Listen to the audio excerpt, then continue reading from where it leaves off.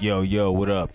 It's your boy Rob, coming back at you once again with another video. So before we get into this video, please share this out, tweet it, post it onto Facebook, smash those likes, drop us a comment, give us some feedback, and check out the About page and hit us up on all of our other social media. Now, recently, the United States has been doing some very strange things, and we got some very strange times going on. We got a worldwide pandemic.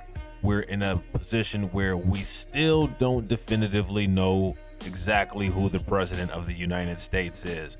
But we got some other interesting behavior going on in the United States.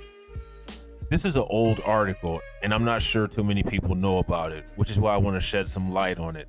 But you would think that it would be common sense that if there was an anti-Nazi legislation, that everyone would be in support of it.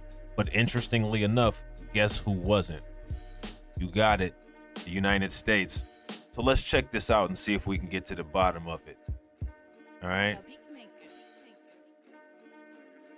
So here is Operation Paperclip.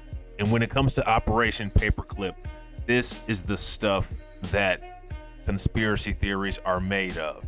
Operation Paperclip. It was a secret program of the Joint Intelligence Objective Agency, largely carried out by special agents of the Army CIC, in which more than 1,600 German scientists, engineers, and technicians, such as Werner von Braun and his V-2 rocket team, which is a predecessor of NASA, were taken from Germany to the United States for U.S. government employment, primarily between 1945 and 1959. Many were former members and some former leaders of the Nazi Party. The primary purpose for Operation Paperclip was U.S. military advantage in the Soviet-American Cold War and the space race.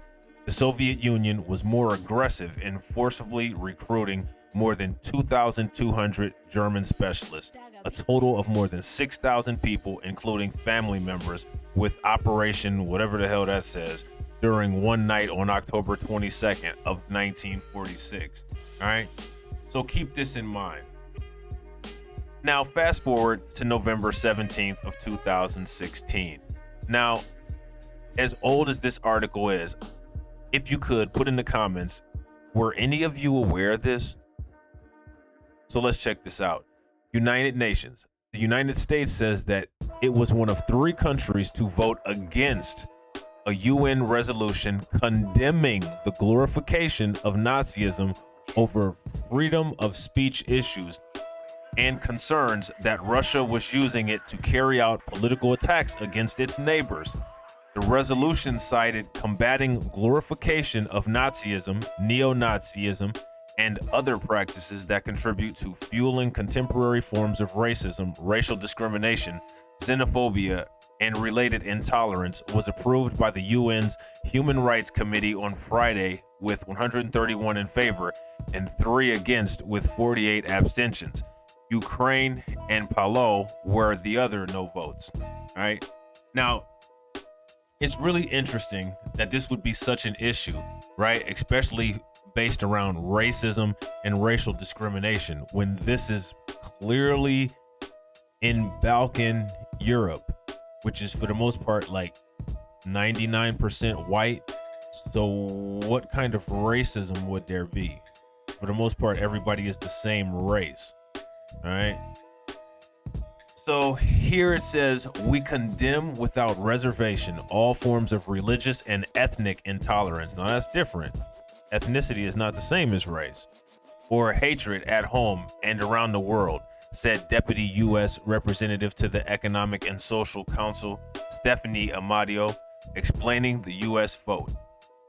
However, due to this resolution's overly narrow scope and politicized nature, and because it calls for unacceptable limits on the fundamental freedoms of expression, the United States cannot support it. So basically, the United States is using freedom of speech to not support a resolution that kind of denounces Nazism.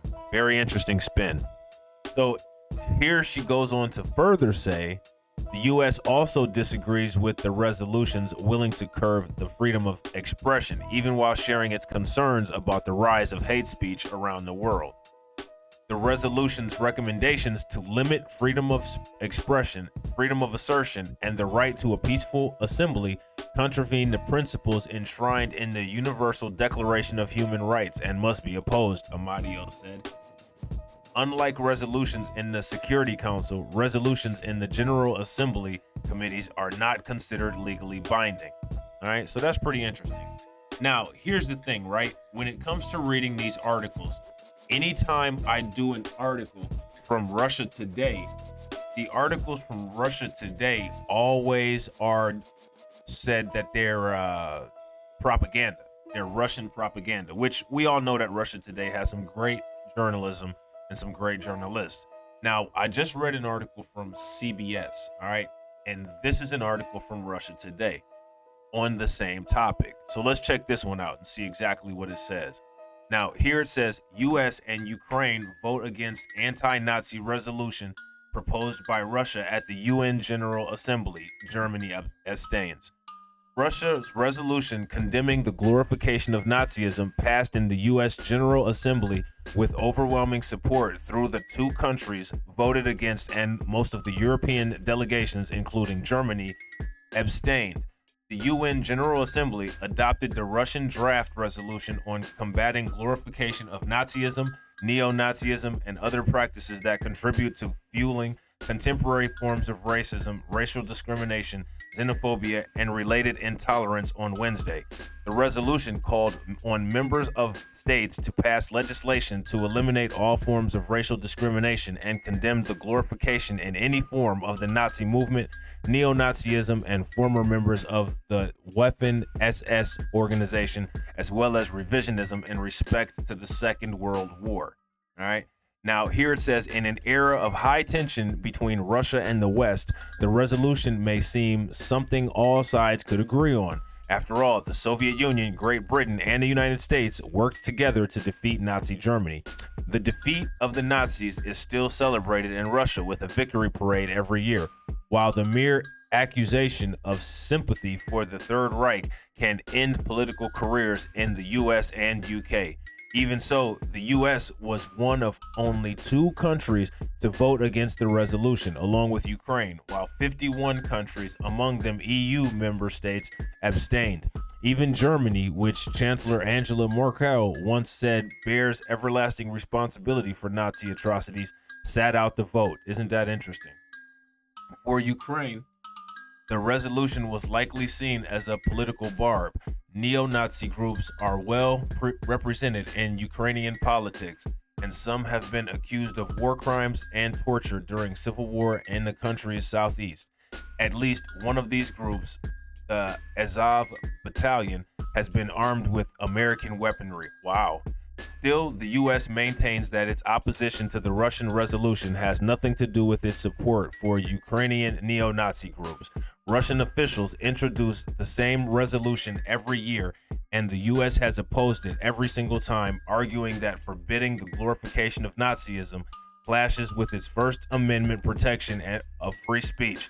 A month before the vote, the U.S. mission to the UN said that while Nazism is widely scorned by the American people, even avowed Nazis are protected by the First Amendment. Washington's diplomats also accused Russia of using the resolution to lend weight to its disinformation narratives about neo-Nazism in its neighboring nations.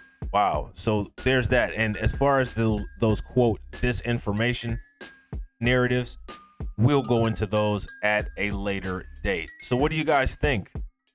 Very interesting, right? You would think that this will be pretty much common sense and something that the United States could get behind with every other nation in the world, but for whatever reason, it seems like there's some kind of problem. I don't know. But with that being said, that's the end of the video. I hope you guys enjoyed it. Please make sure that you smash the like button, hit the about page, check us out on our other social media, and I will catch you guys in the next video. Peace.